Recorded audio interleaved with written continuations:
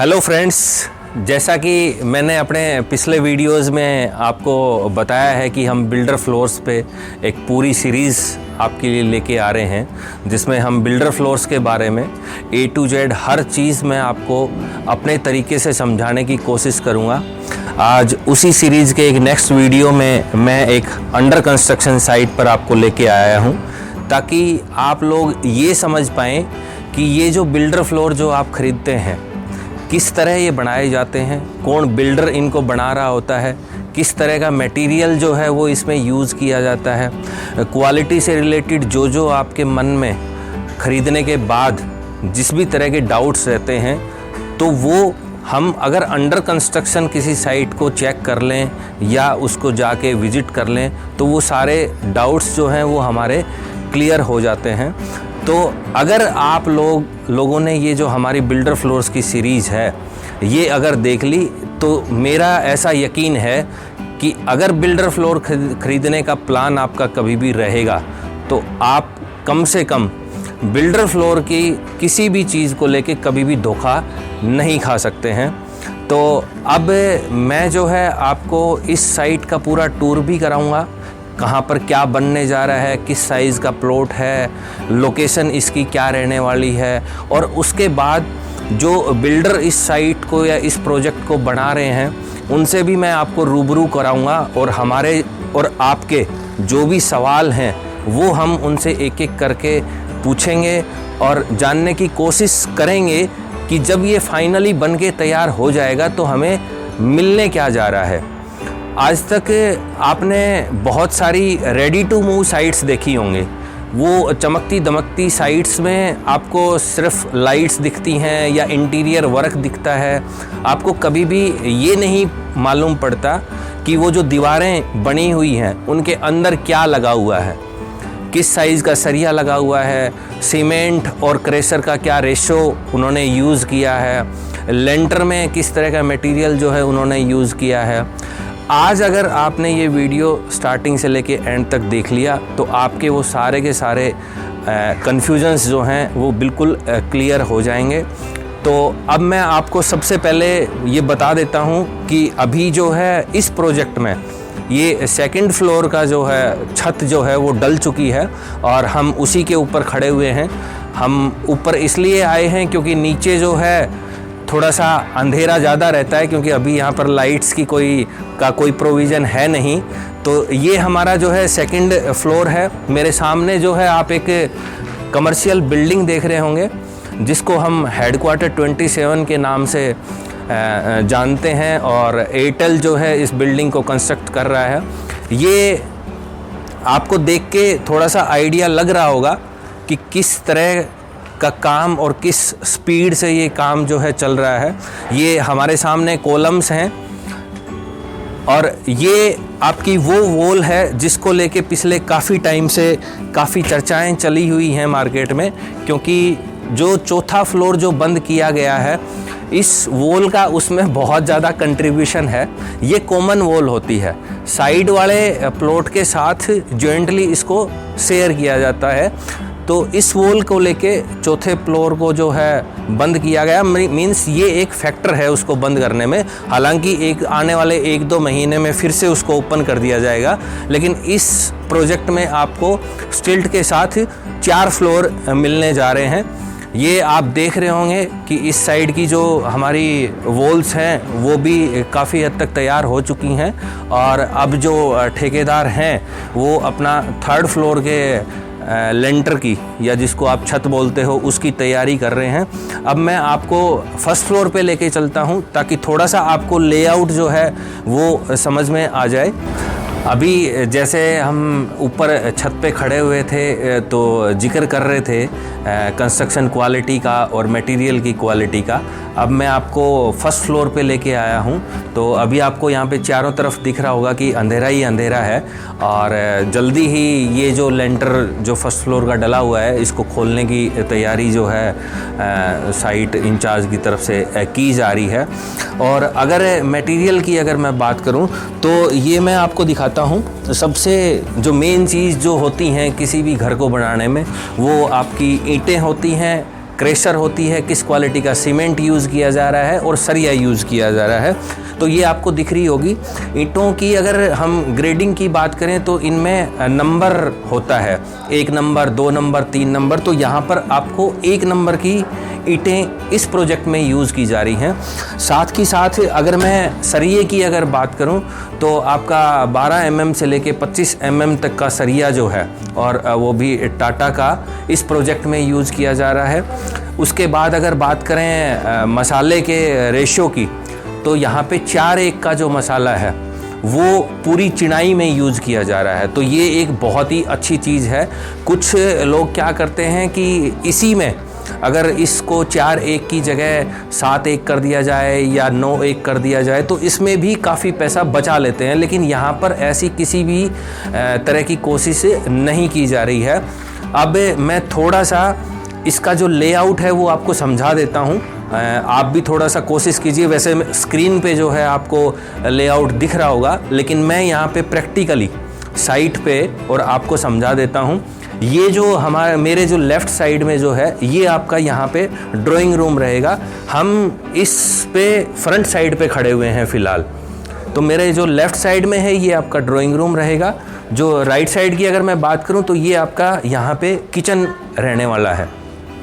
Kitchen के और right side में जो है यहाँ पर आपका एक बेडरूम आएगा, जिसका ये जो है बेडरूम के साथ ही ये उसका अटैच जो है वॉशरूम होगा। अब अगर आगे के पोर्शन की अगर हम बात करें तो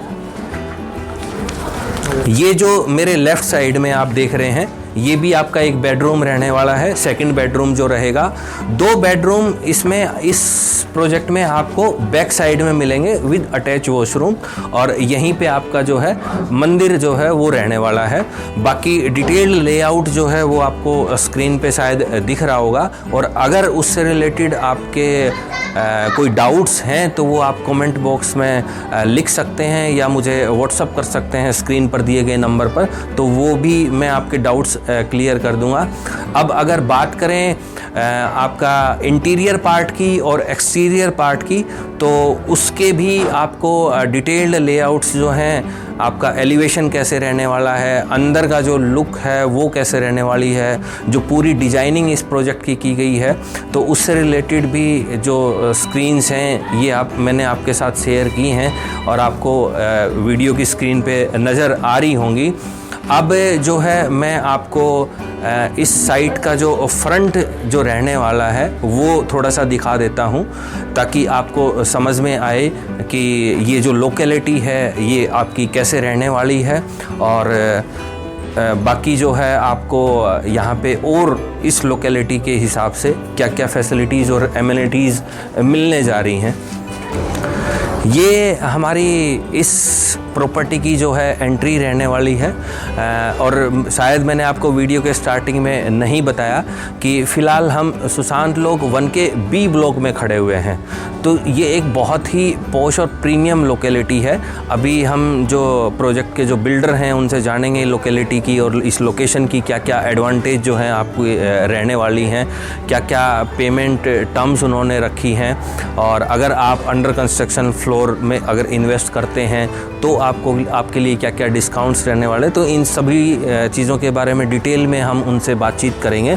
तो ये अभी आपको दिख रहा होगा, तो अभी तो आपको देख के कुछ समझ में आएगा नहीं कि एलिवेशन कैसा है। वैसे मैं एलिवेशन आपको स्क्रीन पे जो है दिखा देता हूँ, ताकि उससे आपको समझ में आ जाए कि इस घर का जो एलिवेशन है वो इस तरह का रहने वाला है। अभी ऑन ग्राउंड जो है हमें इतनी क्लियरिटी नहीं मिल रही है यहाँ से, लेकिन अगर हम बात करें लोकेलिटी की तो साथ में भी बिल्डर फ्लोर बन रहे हैं, हमारे सामने भी रोड के उस साइड भी जो है फ्लोर बने हुए हैं। और जो लोग गुड़गांव के बारे में और सुशांत लोक 1 के बारे में जानते हैं उन सभी को पता है कि सुशांत लोक 1 की क्या मार्केट में पोजीशन है और कितनी पोस्ट लोकेलिटी लोग इसको मानते हैं। और अगर रेजिडेंशियल पॉइंट ऑफ व्यू से मैं बात करूं तो DLF के बाद सबसे अच्छी लोकेलिटीज़ में सुशांत लोक 1 की जो है पोजीशन आती है। अब मैं आपको लेके चलता हूं और रूबरू कराता हूं इस प्रोजेक्ट के बिल्डर से, और उनसे जानने की कोशिश करेंगे हमारे सभी सवालों के जवाब। तो अब हम आ गए हैं उनके पास जो बिल्डर इस प्रोजेक्ट को बना रहे हैं। अब हम उनसे जानने की कोशिश करेंगे हमारे सभी सवालों के जवाब। सर, सबसे पहले हमारे व्यूवर्स को आप अपना नाम बताइए। मेरा नाम डॉक्टर राजीव भाटिया जी। अच्छा, और अगर मैं आपके एक्सपीरियंस की बात करूं तो अभी तक का जो आपका इस कंस्ट्रक्शन का जो एक्सपीरियंस है, ख़ास करके बिल्डर फ्लोर्स बनाने का, तो वो कैसा है और उसका क्या एक्सपीरियंस है आपका? ये मेरा 5वां प्रोजेक्ट है, 5th प्रोजेक्ट है। अच्छा। और मेरे को हो गए हैं, पहले मैंने बनाए थे 3 प्रोजेक्ट 2000 में जी। उसके बाद छोड़ दिया। उसके बाद मेडिसिन प्रैक्टिस करी मैं 15-16 साल। Okay okay okay. उसके बाद अब फिर मैं बना रहा हूँ। ये अच्छा। 2nd प्रोजेक्ट है। उसके बाद ये 2nd प्रोजेक्ट है। तो अभी तक का जो इस जर्नी का ओवरऑल एक्सपीरियंस है, तो आप अपने आप को खुद को किस पोजीशन पर इवेल्युएट करते हैं? मैं तो कोई भी अब प्रोजेक्ट कर सकता हूँ। अच्छा। इतना 5 प्रोजेक्ट्स में सीख लिया है। और अभी तक जो आपने प्रोजेक्ट्स डिलीवर किए हैं, उनमें जो आपके क्लाइंट्स रह रहे हैं, जिन्होंने वहाँ पर घर खरीदा है, तो उनका एक्सपीरियंस कैसा रहा? बहुत खुश हैं। एक ने ऊपर भी कंस्ट्रक्ट किया ये पूछ के कि जी आपके फाउंडेशन स्ट्रांग है। हमने कहा बिल्कुल स्ट्रांग है, आप चाहे जितने मर्जी फ्लोर बनाओ। तो उन्होंने ऊपर एक फ्लोर और बना दिया हुआ है। अच्छा अच्छा अच्छा, बहुत बढ़िया सर। अब हमारे व्यूवर्स को आप क्या बताएंगे इस लोकेशन के बारे में कि आपका पर्टिकुलर रीज़न क्या है इस लोकेशन को सेलेक्ट करने के लिए, और जो भी हमारे बायर्स हैं या जो इन्वेस्टर्स हैं जो इस वीडियो को देख रहे हैं, तो ऐसी कौन सी पॉजिटिव चीज़ें हैं कि वो यहाँ पर आके इन्वेस्ट करें? तो इस लोकेशन के बारे में अपने जो आपके व्यूज़ हैं तो वो प्लीज़ शेयर कीजिए। सुशांत लोक गुड़गांव का एक पॉश एरिया है जी। 3 ब्लॉक है सुशांत लोक 1 में, A, B और C जी। A ब्लॉक के साथ चक्करपुर गांव लगता है जी। C ब्लॉक के साथ कन्हई, वजीराबाद ये सब लगते हैं जी। B ब्लॉक एक ऐसा ब्लॉक है जहाँ पे कोई गांव नहीं लगता, चारों तरफ से क्लीन है। ठीक है। जैसे गेट से आप एंटर करें, सबसे पहली सर्विस रोड पे ये प्लॉट है। अच्छा। ट्यूलिप लेन कहते हैं जी। ठीक है ना जी। अच्छा, इफ्को चौक मेट्रो स्टेशन यहाँ से अगर पैदल निकल जाऊँ 2-3 मिनट जी। हुडा सिटी सेंटर 5 मिनट है जी। साथ में इस बिल्डिंग के पीछे मैक्स हॉस्पिटल है जी। ठीक है ना। उससे थोड़ा सा 2-3 मिनट और आगे हुडा सिटी सेंटर के साथ में फोर्टिस हॉस्पिटल है जी। यहाँ से 2-3 मिनट की दूरी पे DPS स्कूल है। अच्छा, ठीक है ना जी। तो ये सारी फैसिलिटीज जो हैं इस लोकेलिटी में ऑलरेडी अवेलेबल है। 1 किलोमीटर दूर, 900 मीटर दूर गैलेरिया मार्केट है। ओके। और अगर मैं आपसे पूछूं कि ये जो आप प्रोजेक्ट तैयार कर रहे हैं, इसमें मटेरियल की क्वालिटी के बारे में, क्योंकि आजकल जो भागम भाग चल रही है, रोज़ाना नए बिल्डर्स मार्केट में आ रहे हैं, तो कहीं ना कहीं कंस्ट्रक्शन मटेरियल के साथ बड़ा ही कॉम्प्रोमाइज़ हो रहा है, और बिल्डर अपने मार्जिन को बढ़ाने के लिए उसमें बहुत ज़्यादा डिफेक्ट्स छोड़ दे रहा है, जिसकी वजह से हम देखते हैं कुछ टाइम के बाद ही और बिल्डिंग की वॉल्स में आपको क्रैक्स दिखने को मिल जाएंगे, प्लास्टर उतर रहा है या झड़ रहा है, सीपेज की जो है वो प्रॉब्लम दिखने को मिल जाएगी। तो आप इस प्रोजेक्ट के बारे में, खास करके मटेरियल क्वालिटी के बारे में क्या बताना चाहेंगे? मैंने इस प्रोजेक्ट का जो डिज़ाइन है, स्ट्रक्चर डिज़ाइन, वो एक कॉम्पिटेंट इंजीनियर से बनाया था, जिसको मैं पिछले 20 साल से जानता हूँ, as a friend, as a patient जी, एंड एज अ कोलीग। तो उसने बना के दिया है जी। अगर आप ये देखेंगे जी, इसमें 25 mm के सरिये लगे हुए हैं जी, और यानी कि ऊपर देखेंगे सारे लगे हुए हैं। ठीक है ना। वहाँ पे देखेंगे जितने सरिये उसने बोले उतने लगे हुए हैं जी। जो कंक्रीट हम यूज़ कर रहे हैं M25 का यूज़ कर रहे हैं जी, जो कि स्टैंडर्ड स्पेसिफिकेट। लोग M20 यूज़ कर लेते हैं जी, लिख देते हैं M25, हम M25 यूज़ कर रहे हैं जी। और रैंडम यानी कि जितनी ट्रक्स आती है उसमें से किसी भी एक ट्रक का हम सैंपल भरवा के टेस्टिंग के लिए भेज देते हैं जी, फ्रॉम अ प्राइवेट पर्सन।